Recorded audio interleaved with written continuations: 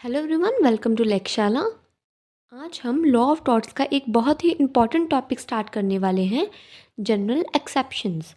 Simple words में ये वो सिचुएशन होती है जहाँ टॉर्ट तो हुआ है लेकिन फिर भी लॉ कहता है यहाँ लाइबिलिटी नहीं होगी। थोड़ा इंटरेस्टिंग है ना? तो चलिए इसे सिंपल एग्जांपल्स के साथ समझते हैं। सबसे पहले समझते हैं जनरल एक्सेप्शन होता क्या है। इसका मतलब होता है ऐसे डिफेंसेस या लीगल एक्सक्यूजेस जो किसी को जस्टिफाई या एक्सक्यूज़ कर देती हैं।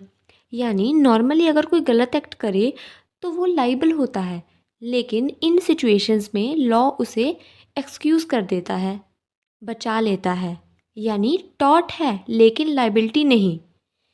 पर एक और बात, जो जनरल डिफेंसेस होते हैं वो स्पेसिफिक डिफेंसेस से डिफरेंट होते हैं। स्पेसिफिक डिफेंसेस यानी ऐसे डिफेंसेस जो सिर्फ और सिर्फ किसी पर्टिकुलर टॉट पर अप्लाई होते हैं। ओके, अब आते हैं अपनी पहली एक्सेप्शन पर, जिसका नाम है वॉलंटरी नॉन फिट इंजुरिया। इसका मतलब है जिसने खुद रिस्क लिया वो बाद में कंप्लेन नहीं कर सकता। जैसे आप क्रिकेट खेल रहे हो और आपको पता है कि बॉल आपको लग सकती है, फिर भी आप वॉलंटरली खेल रहे हो, तो अगर आपको बॉल लग जाए तो आप बाद में कंप्लेन नहीं कर सकते कि मुझे इंजरी हुई है। अब यहाँ पे एक इम्पॉर्टेंट बात भी है कि सिर्फ रिस्क की नॉलेज होना यानी रिस्क का सिर्फ पता होना ही ज़रूरी नहीं है, उस रिस्क को अपनी मर्ज़ी से एक्सेप्ट करना यानी फ्री कंसेंट होना भी ज़रूरी है, जो कि इस एक्सेप्शन के एसेंशियल्स हैं। अब हम इस एक्सेप्शन को एक फेमस केस से समझते हैं जिसका नाम है स्मिथ वर्सेस बेकर, जो कि 1891 का केस है। इस केस में स्मिथ जो कि एक वर्कर था और प्लेंटिफ था, बेकर जो कि एक एम्प्लॉयर था और डिफेंडेंट था।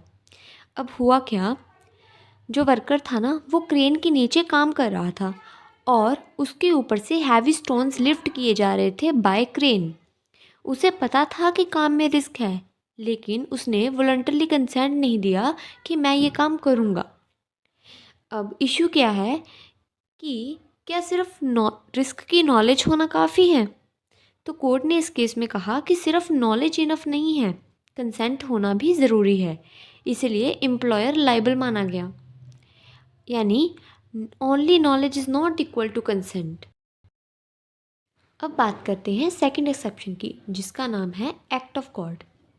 इसका मतलब है जब डैमेज किसी नेचुरल फोर्स की वजह से हो जो इंसान कंट्रोल नहीं कर सकता। जैसे बहुत ज़्यादा फ्लड आ जाए या अर्थक्वेक आ जाए। अगर डैमेज सिर्फ नेचर की वजह से हुआ है तो किसी को लायबल नहीं माना जाएगा। अब इस एक्सेप्शन को हम समझेंगे निकल्स वर्सेस मार्शल केस से। इस केस में क्या हुआ, डिफेंडेंट के पास ना आर्टिफिशियल लेक्स थे।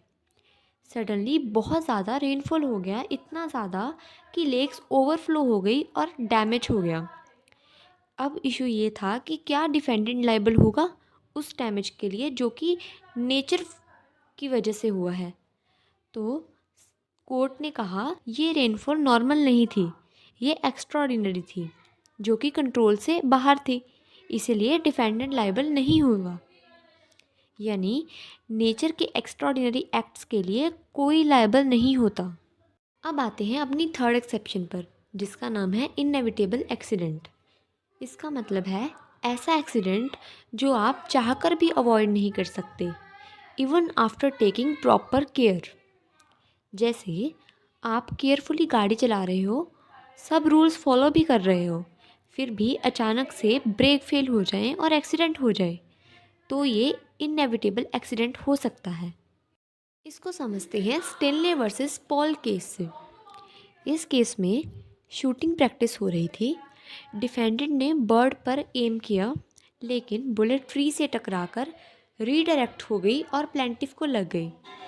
अब इशू था कि क्या डिफेंडेंट ऐसे एक्सीडेंट के लिए लाइबल होगा। तो कोर्ट ने कहा यहाँ कोई नेग्लिजेंस नहीं थी, प्रॉपर केयर ली गई थी और एक्सीडेंट अनअवॉइडेबल था, इसीलिए डिफेंडेंट लाइबल नहीं होगा।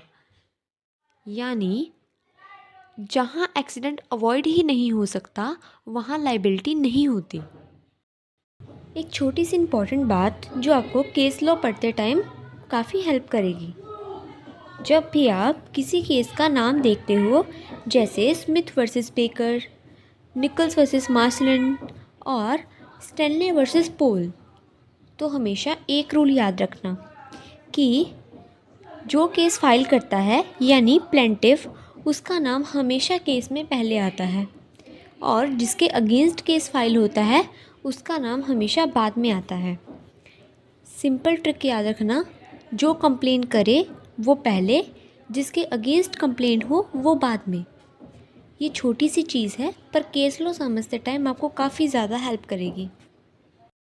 तो आज हमने 3 इंपॉर्टेंट जनरल एक्सेप्शन समझे: वॉलंटरी नॉन फिट इंजुरिया, act of God and inevitable accident. बाकी के रहते एक्सेप्शंस हम पार्ट 2 में डिस्कस करेंगे। इन्हें एक बार कामली रिवाइज करिए, एग्जाम्पल्स के साथ समझिए, सब कुछ ईजिली क्लियर हो जाएगा। Thank you.